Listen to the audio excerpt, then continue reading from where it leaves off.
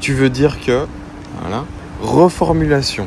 Là, c'est important souvent quand on aborde des sujets complexes où il y a beaucoup d'émotions. On va répéter.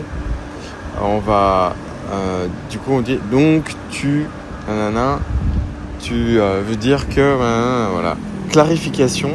Donc d'abord clarification. Tu veux dire que, hein. Et après reformulation. Donc ça impliquerait, voilà. Donc là, on essaye comme ça. On est sûr de pas finalement faire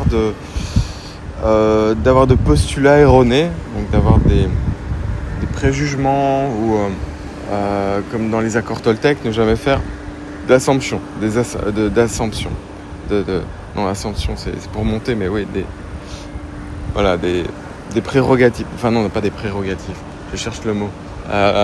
Et donc c'est avoir une parole impeccable, les accords Toltec, faire de son mieux et ne pas avoir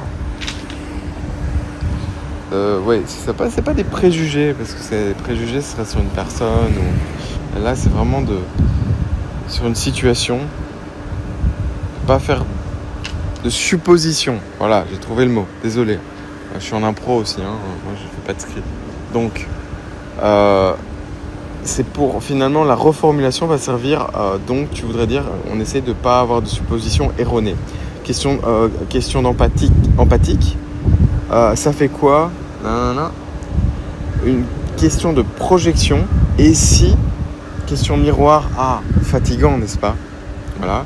Une question de temporalité. Et demain, c'est à peu près tout pour les grandes questions que vous pouvez. Mais après, il y en a peut-être d'autres. N'hésitez pas à partager si vous avez d'autres catégories de questions qui peuvent être utilisées en dialectique.